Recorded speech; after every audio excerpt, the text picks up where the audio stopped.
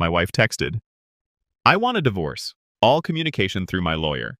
I replied, "Understood." Then I canceled her credit cards, cut all financial support. 72 hours later, her lawyer was frantically calling me. Original post.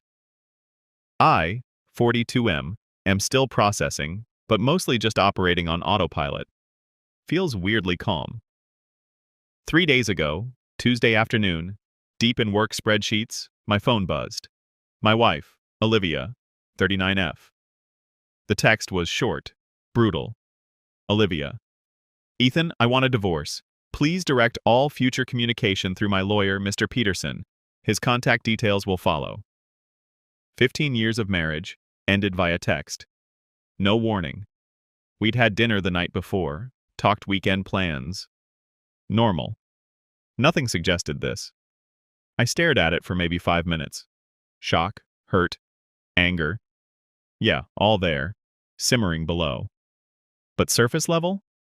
Cold clarity. She set the terms. Lawyers only. Okay. My reply. Understood. Then, practicality took over. Legal channels meant informal marriage arrangements were instantly void. We always kept our main finances separate for day-to-day stuff. Learned that lesson from my parents' messy split. She had her personal account, I had mine. Credit cards. Olivia had supplementary cards on my accounts. Not joint ownership, just authorized user status I granted. Logged into banking apps. Click. Cards canceled. Reported user no longer authorized. Done. Allowance. I transferred her a monthly sum to her personal account for discretionary spending. Logged into my bank. Canceled the recurring transfer. Effective immediately. Shared subscriptions, Netflix, Prime, etc., under my name. Logged out all other devices. Changed passwords. She wants streaming, she buys it. Car. The car she drives is leased in my name, my insurance. Didn't cancel insurance immediately, too risky for everyone on the road, but noted to discuss the lease transfer with my lawyer ASAP. Gas card tied to a canceled credit card? Useless now. Took maybe 30 minutes. Not revenge, just accepting the new reality she dictated. She drew the line. Lawyers only. Fine.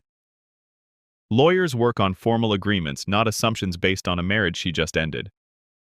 Her lawyer's details arrived via email an hour later. Forwarded them straight to Ms. Cole, a top divorce attorney a colleague recommended. Emailed Ms. Cole. Received text demanding divorce, lawyers only. Complied. Need immediate counsel on next steps, asset protection. Advise retainer. Finished my work project, went home. House was empty. She must have packed while I was out. Slept okay, surprisingly. Fast forward 72 hours. Friday afternoon, unknown number rings. Had a feeling. Hello? Is this Ethan? Ethan's last name? Sharp, impatient voice. Speaking. This is Mr. Peterson. I represent Olivia. Olivia's last name. My client is experiencing some difficulties. Okay? Level voice. Her cards declined. Funds cut off abruptly. Highly irregular, Mr. Ethan's last name. Financial status quo is generally maintained during separation. Mr. Peterson, I said calmly, my wife texted Tuesday demanding divorce, stating all communication must go through you. I acknowledged and complied. Informal financial arrangements ceased. Future support needs formal legal discussion, through you, and my counsel, Ms. Cole, whom I'm retaining. Pause. Paper shuffling. She needs funds now. Necessities, accommodation. Accommodation? Genuine surprise. Where is she? Not pertinent. You acted in bad faith, cutting her off without warning. Mr. Peterson, voice cooler now. My wife unilaterally ended our marriage via text and set the lawyers-only rule. She ended the status quo of trust and communication. Financial support will be determined legally, not by frantic calls over declined cards she wasn't the primary holder of. Longer pause. My client seeks emergency financial relief, he said stiffly. Her prerogative, I replied. Direct filings to my attorney, Ms. Cole. You have her details? Yes, he clipped. Excellent. Conversation concluded per my wife's directive. Good day. Hung up. Heart pounding now, adrenaline kicking in. But also, validation. She wanted cold and legal, she's getting it. Exactly. Waiting for Ms. Cole's call. This is just the start. Update 1. 1 week later. Been a week since the text. Things heated up, as expected. Thanks for the comments, DMs. Good to know I'm not nuts. Ms. Cole got back same day, Mr. Peterson called. She's good. Confirmed my actions were logical given Olivia's text. Advised. Document everything.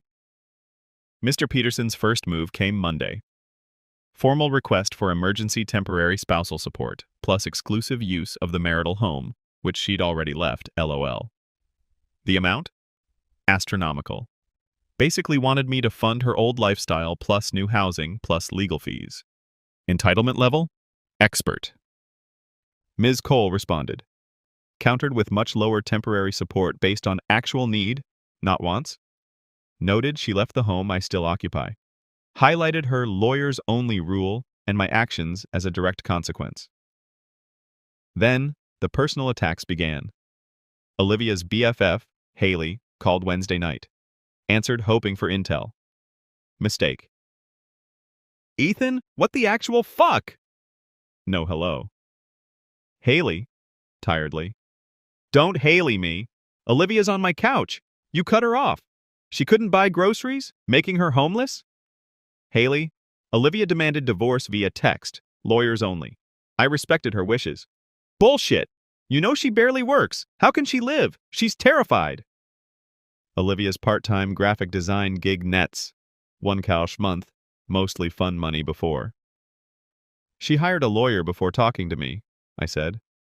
Financials go through him and my lawyer. The process she chose. Cruel, vindictive. After 15 years, she was emotional, made a mistake. Instructing lawyers only is a specific mistake, Haley. Was hiring Mr. Peterson also a mistake? Silence. Then, she deserves support. You always took care of her. And I would have discussed things amicably if she hadn't nuked the marriage via text and lawyered up. She set the rules. We follow them now. She'll take you for everything, Haley spat. She can try, I said calmly. Filed legally? My attorney handles it. Not discussing this further. Goodbye. Click. So, I'm the bad guy for following instructions. The narrative she's spinning is pure victimhood. Also got a bank alert yesterday. An attempted withdrawal from an old savings account.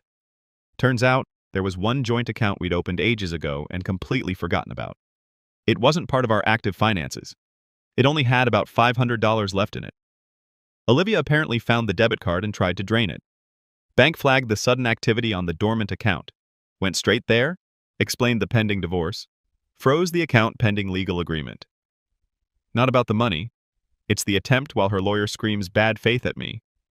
Ms. Cole says this actually helps us. Shows Olivia isn't just passively waiting, but actively trying back channels outside the process she demanded. Waiting for the emergency support hearing court date. Olivia still couch surfing at Haley's. Mr. Peterson must be realizing his client expected a blank check, not reality. Feeling less shock, more grim determination. This is gonna suck. Update 2, 3 weeks later. Okay, it got dirtier. Shocking, I know. Had the emergency support hearing last week. Olivia was there, looking stressed, avoiding my gaze. Mr. Peterson argued she was destitute, victimized by my malicious actions. Ms. Cole calmly presented the text. Olivia initiated lawyers only. Bank statements. Showed I canceled supplementary cards allowance tied to my accounts after the text. Proof. I still paid mortgage, utilities, lease, insurance, major fixed costs. Evidence. Her attempt to drain the dormant forgotten joint account after demanding lawyers. Her income. Showed her part-time earnings proved she wasn't destitute, just missing discretionary funds. Judge wasn't buying Mr. Peterson's drama. Asked Olivia why no prior discussion. She mumbled, intimidated. LOL, I'm not. Judge seemed skeptical. Result? Temporary support ordered, way closer to our figure than theirs. Enough for basics, contribution to legal fees, but zero funding for her old lifestyle. Judge basically told Olivia her own actions, the text, the account drain attempt, contributed to her current situation. Dodged a bullet, felt like. But they weren't done. This week, the real games started. Dirty trick number 1. Call from my HR. Anonymous complaint. Alleged misuse of company resources for personal legal stuff. False, used personal devices / email only.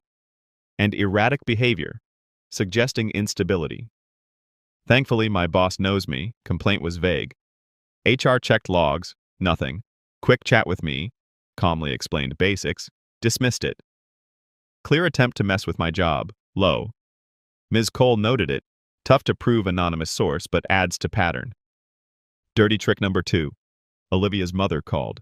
Tears, accusations. How could you? She's struggling. Judge unfair. Give her more money. Think of the years she gave you. Same response. Olivia chose this path. Lawyers handle financials as she requested. Can't discuss. Called heartless, hung up, relentless emotional manipulation. They really thought I'd just keep paying forever. My response, sticking to logic under fire. Their tactics just clarified the situation. Simply reacting wasn't enough. I needed to proactively secure my position legally and shut down avenues for manipulation, strictly by the book. The car. Ms. Cole sent Mr. Peterson a letter. Temporary support established? Olivia needs to handle the car, take over lease, if qualified, or return it. I stop payments next cycle. Insurance cover, which I'd maintained, would cease concurrently. 30 days. Her problem to solve within the legal framework. The house. Filed for formal exclusive use since she left and judge didn't grant it to her. Started valuation process for sale buyout. Buyout unlikely given her finances. Establishing clear legal control. Asset division. Pushing for immediate, full financial discovery. Suspect hidden assets on her side. Time for transparency, legally mandated. Hiding things, Alsh's court trouble. Documenting harassment. Logged every manipulative call, the work complaint. Dates, times, summary. Ms. Cole says pattern of bad faith tactics influences final settlement legal fees. It's not about revenge, it's about methodically managing the situation within the legal boundaries she established, especially now that they were resorting to underhanded tactics. The work complaint crossed a line, making firm, decisive legal steps essential. Olivia texted me directly yesterday, breaking her own rule. Ethan, you can't take the car. How will I get anywhere? Please stop this. Screenshotted, sent to Ms. Cole. Replied, Olivia, per your instructions. Date, all communication via lawyers. Contact Mr. Peterson. Silence. Final update, 6 months later. About 7 months since the text. Divorce finalized last month. Feels like ages ago. Time for the final update. The last 6 months were legal trench warfare.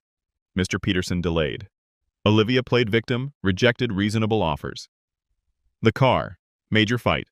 She couldn't qualify for lease takeover, refused to return it. Mr. Peterson argued necessity. Ms. Cole countered, temp support covers basic transport.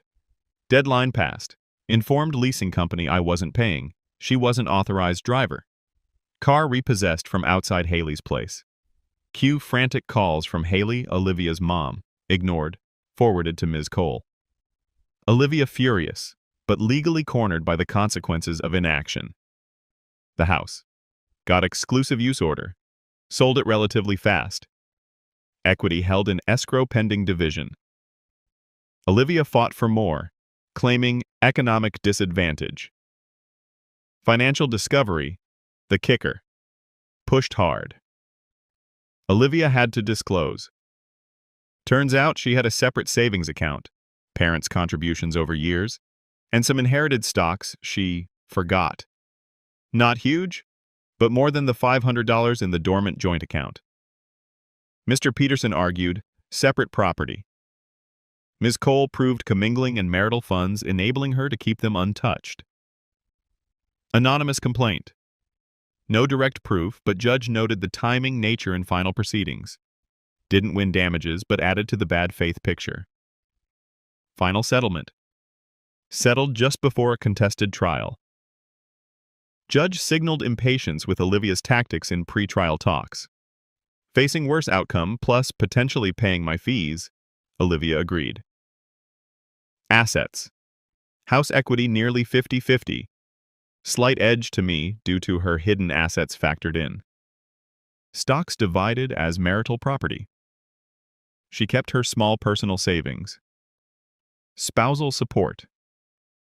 Time limited. 2 years. Rehabilitative alimony. Significantly less than demanded. Enough to help her transition, not fund old lifestyle. Contingent on efforts to become self-supporting. Legal fees. Each paid their own.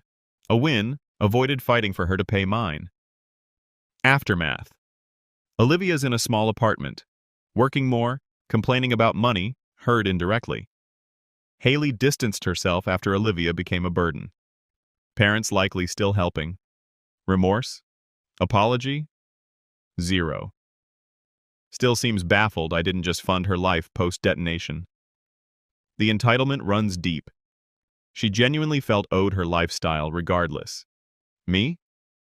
Rough 7 months. Expensive. Stressful.